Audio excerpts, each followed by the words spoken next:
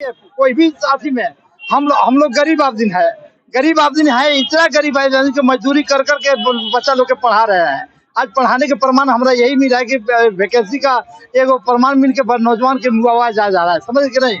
अब इस प्रकार से हम लोग किया जाए, क्या करेंगे, क्या देश करेगा, क्या राजनीति लोग करेगा, क्या मान ली की सरकार करेगा, इसका लिए हम लोग कुछ बोलने के लिए हम असमर्थ है, समझ कि नहीं। सरकार से क्या मांग कर रहे हैं? सरकार से मांग क्या करेंगे ना, सरकार से यही बात होगी, नौजवान के इस प्रकार से ढकेला जा रहा है, इसका लिए नौकरी दिया जाए सरकार के। हमें क्या बोलेंगे, हम तो सारे नौजवान के बोलेंगे कि नहीं। आज बताइए कि न पर भी देखा जाए, अगर मान लीजिए कि इसमें देखा जाए 45 है आप दिन के इस प्रकार से मामला है। अभी कितना रिम्स में है, कितने आपको डाल्टेगंज में है, कितना आपको लातेहार में है, कितना आपको क्या अभी देखिए आप हुसैनाबाद में है। क्या सरकारी निकाला है, क्या चीज ऐसी है नौजवान के मुआवजे। अब नहीं रहे दीपक पासवान, जिन्होंने अपनी जिंदगी की लड़ाई खूब लड़ी हॉस्पिटलों में। उत्पाद सिपाही, एक मौत का आलम। जैसा कि आप देख रहे हैं, पूरे झारखंड में कितनी मौतें हो गई। पलामू में 3 से 4 मौतें हुई, जिनमें एक दीपक पासवान भी। आखिर कौन देगा जवाब? झारखंड सरकार, क्योंकि मौत तो हुई है। किस कारण से हुई है वो दर पर दर हटेगा, लेकिन आखिर उस परिवार का क्या जिसका एक नौनिहाल चला गया, नौकरी के चक्कर में अपनी जान की बाजी गंवा दी। कम से कम रहता, खेती बाड़ी करता, अपने माँ बाप का सहारा तो बनता। लेकिन एक उत्पाद सिपाही का वैकेंसी या मौत का वैकेंसी, ये जनता पूछ रही है सवाल, क्योंकि मौत तो हुई है, वो भी दर्दनाक। मैं आपको पूरी वाकया बता दूं कि आखिर जो खर्च लगा इनका, खर्च का वहन कौन करेगा? चाहे वो एचएस हॉस्पिटल का खर्च हो या वेदांता का। गरीब परिवार है, सहन नहीं कर सकता। तो प्रशासन और सरकार से विनम्र आग्रह है, इनको तत्काल मुआवजा दे करके इनके जो आग लगी है उसे बुझाने का काम करें यथासंभव। ये सारे छात्र संगठन यही कह रहे हैं कि अगर उचित मुआवजा नहीं मिलेगा तो कार्रवाई जारी रहेगी। सड़क तो जाम होगा ही होगा, क्या होगा वो हमें पता नहीं। बच्चे को श्रद्धांजलि दी गई और यहाँ से मृतक का पैतृक गांव तक भेजा गया है। आइए हम बात करते हैं यहाँ के छात्र नेता और कुछ छात्र से। आज पूरा रेड़मा चौक जाम, क्या था कारण बताइए। मैं आपको बता देना चाह रहा हूँ न्यूज के माध्यम से कि ये जो अंबेडकर छात्रावास है बाईपास रोड रेड़मा मिदनगर पलामू में, ये झारखंड का सबसे बड़ा हॉस्टल है। यहाँ पे शिक्षा का एक छात्रावास है ये। इसी छात्रावास में हमारे भाई दीपक पासवान जी, जिनका देहांत आज हो गई, जो उत्पाद बहाली झारखंड सरकार भी ले रही है। ये बहाली को दौड़ में गए हुए थे चियाकी हवाई अड्डा, और दौड़ते क्रम में इनको बेहोश हो गए। इसके बाद गिरे, लगभग 3 दिन तक हॉस्पिटल में अपने मौत के साथ खेलते रहे, लेकिन आज वो हमारे बीच नहीं रह पाए। ये बहुत ही दर्दनाक मौत हुई है हमारे भाई का। मैं इस झारखंड सरकार से मांग करना चाहता हूँ कि जिस तरह से ये तुम कर रहे हो छात्रों के साथ अन्याय, ये छात्र कभी बर्दाश्त नहीं करेगा। ये जो अंबेडकर छात्रावास के जो छात्र, देखिए झारखंड का सबसे बड़ा छात्रावास है, जो छात्रावास की स्थिति है, इस स्थिति में भी छात्र कैसे रह के यहाँ पे अपने पठन पाठन को चालू रखते हैं। और इतनी कठिन परिस्थिति में भी हमारे भाई दीपक पासवान जी ने उत्पाद सिपाही के दौड़ में अपने जान को हथ दिए।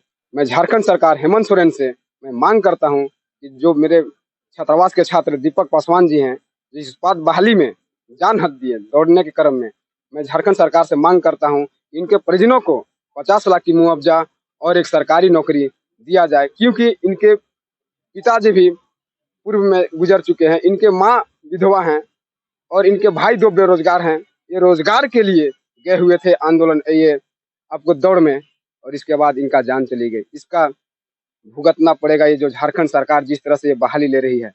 कहीं न कहीं ये छात्र सबक सिखाएंगे हेमंत सोरेन को कि जिस तरह से इतनी कठिन गर्मी में, इतनी हार्ड गर्मी में जिस तरह से ये दौड़ा रहे हैं, पूरे उस रोड पे देखिएगा कि रोड़े पड़े हुए, पत्थर पड़े हुए, उसमें छात्रों ने दौड़ लगाना, अपने परिवार चलाने के लिए छात्रों ने जो बल लगाए उसमें ये सफल नहीं हो पाए, लास्ट में दम तोड़ दिए। मैं छात्रावास मुख्यमंत्री से मांग करता हूँ कि इन परिजनों को मुआवजा देने का काम करें, अन्यथा छात्र सड़कों पे तो रहेंगे ही, लेकिन सरकार के साथ क्या क्या होंगे ये छात्र खुद नहीं समझ पाएंगे।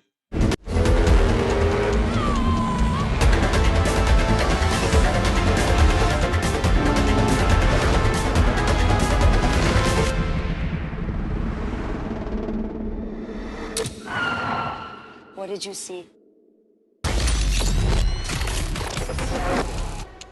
The SUV. Thar Rocks, the SUV. इलाज से लेके हर पल तक उस लड़के के साथ से, दीपक के साथ पल पल की खबर आपने भी मुझे दी। क्या है, थोड़ा हमें विस्तार से बताइए। जी बहुत बहुत धन्यवाद कि आप शुरू से लेके अंत तक आप न्यूज़ से बने रहें। हमारे भाई दीपक भाई के हर अथक प्रयास से आप अपने चैनल के माध्यम से पब्लिक के बीच में प्रचार प्रसार करते रहें और किए, इसके लिए बहुत बहुत धन्यवाद, आभार। बहुत ही जटिल समस्या इस पलामू की धरती हवाई अड्डा में जो उत्पाद पुलिस के दौड़ कर आ रही है, पलामू प्रशासन, झारखंड सरकार, बहुत ही निंदनीय है। हर ट्रैक के अलावे पलामू का जो ट्रैक है बहुत ही जटिल ट्रैक है और हमारे सभी भाइयों के लिए महंगा साबित हो रहा है। आज पलामू जिला का जो बॉडी देखने को मिला, पलामू जिले में 14वां बॉडी, इस पलामू की धरती से, हवाई अड्डा की धरती से, जो पलामू प्रशासन द्वारा जो बनाई गई ट्रैक है, वहां से सबसे बड़ा दुर्भाग्य की बात है कि इस पलामू के लिए 14वां व्यक्ति हमारे दीपक भाई आज प्रकृति के हवाले हो गए, जो कि सारा निंदनीय है। और आपको पारिवारिक मुद्दे में बहुत सारे हमारे साथी बता दिए, उनके पिताजी भी नहीं थे, उनके भाई भी बेरोजगार हैं। बहुत ही उत्साहित विद्यार्थी, बहुत ही प्रेरणा ऊर्जात्मक विद्यार्थी दीपक भाई रहे हैं, जो कि साइंटिस्ट के एग्जाम क्वालिफाई करके मेरिट लिस्ट में जाने वाले थे। उसी क्रम में हमारे दुर्भाग्य है कि हमारे समाज के बीच में झारखंड सरकार द्वारा जो नियुक्तियां चलाई जा रही है, उसमें उत्पाद पुलिस के भर्ती में जाकर अपने पूरे उत्साह को त्याग दिए। उसी के साथ हम लोग समर्पित हो गए और पलामू जिला प्रशासन से मैं मांग करता हूं कि जिस तरह से झारखंड सरकार नियुक्तियां चला रही है, हमारे भाइयों की जान ले रही है, उसी प्रकार भाई दीपक के परिजनों को 20 लाख रुपया और एक सरकारी नौकरी के मुआवजा की मांग करते हैं। अगर यदि नहीं मिला तो इस अनुसूचित जाति कल्याण छात्रावास में इसी का सदस्य एक दीपक भाई मेरा था और यही अनुसूचित जाति कल्याण छात्रावास जो कि अभी बाध्य होकर डेड बॉडी के साथ आंदोलन करने का काम किया। अगर पीड़ित परिवार को झारखंड सरकार 50 लाख रुपया मुआवजा के तौर पे और एक सरकारी नौकरी नहीं देगी तो अनुसूचित जाति कल्याण छात्रावास सहित पूरे पलामू जिले में एक बाध्य होकर सड़क पर जनाधार आंदोलन करने के लिए काम करेगी। धन्यवाद। आप उस ट्रैक का, उस पल का, सब चीज का, क्योंकि आपको मैंने ट्रैक में भी देखा था, क्या अव्यवस्था थी, क्या कुव्यवस्था थी, थोड़ा सा प्रशासन की नींद खोले। सबसे पहले तो यहाँ पलामू डीसी को आंख खोलने की जरूरत है। पलामू एसपी साहिबा जो है निरीक्षण करे कि उस ट्रैक पे क्या सुविधा अभ्यर्थियों के साथ दे रही है। पानी जो है वहां पे दूर दूर तक नजर नहीं आ रही है। वहां पे जो प्रशासन लगाई हुई है, जो प्रशासन वहां पे ड्यूटी कर रहे हैं, वो दूर दूर तक मोबाइल छटाकर बैठे हुए हैं। वहां अभ्यर्थियों के लिए न पानी है, न ग्लूकोज है, न अस्पताल में मेडिकल सुविधा है। यहाँ पे जर्जर व्यवस्था पलामू जिले की है।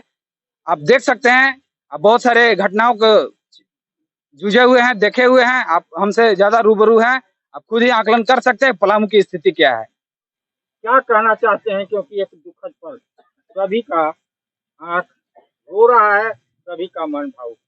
सबसे पहले मैं दिवंगत आत्मा को श्रद्धांजलि अर्पित करता हूं। वो हमारे छात्रावास के होनहार छात्र थे। जैसा कि आपको मालूम होना चाहिए कि उत्पाद सिपाही के अतिरिक्त दीपक पासवान जी ने साइंटिस्ट की परीक्षा को पास किया था। इस छात्रावास ही नहीं, इस दलित समाज, अनुसूचित जाति समाज के सारे लोगों को उनसे अपेक्षाएं थी। इस उत्पाद विभाग की बहाली ने इस अपेक्षा पर पानी फेर दिया है। मैं इतना ही कहना चाहूंगा कि सरकार की जो नीति है 10 किलोमीटर इस तपती धूप में दौड़ाने वाली इसमें बदलाव लानी चाहिए। मैं तो यह भी कहूंगा कि पूर्व में जो सिस्टम था 1600 किलोमीटर मीटर की दौड़ होती थी जिसमें बच्चे आसानी से निकाल लेते थे। मैं तो समझ रहा हूँ कि गलत नीति है। गर्मी में तपती धूप में इस तरह की परीक्षाएं या फिजिकल की बहाली नहीं लेनी चाहिए। इसमें बदलाव होनी चाहिए। और मैं सरकार से मांग करना चाहूंगा कि छात्रावास परिवार की ओर से, उनके परिजन की ओर से, कि चूंकि उनके पिताजी भी नहीं है, माँ विधवा है, एक भाई जो है वो बेरोजगार है, मैं मांग करना चाहूंगा कि कम से कम उस परिजन के किसी एक व्यक्ति को सरकारी नौकरी मिले और कम से कम 50 लाख का मुआवजा मिले।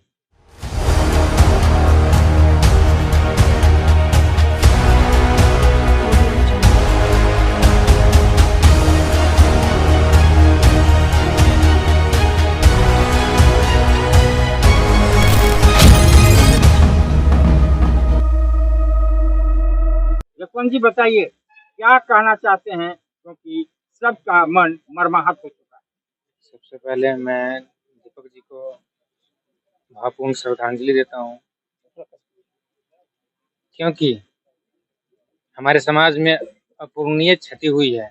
ये छात्रावास की क्षति हुई है। हम सरकार से मांग करेंगे कि कम से कम 50 लाख मुआवजा दें और एक सरकारी नौकरी। उस घर में उनके पिताजी भी पहले गुजर चुके थे, अब सोचिए कि उनके माँ पर क्या गुजरेगी, कैसे वो अपने जीवन को अति करेंगे। एक भाई है, वो भी बेरोजगार है। हम यही सरकार से फिर पुनः मांग करते हैं कि वह एक नौकरी 50 लाख की मुआवजा दें।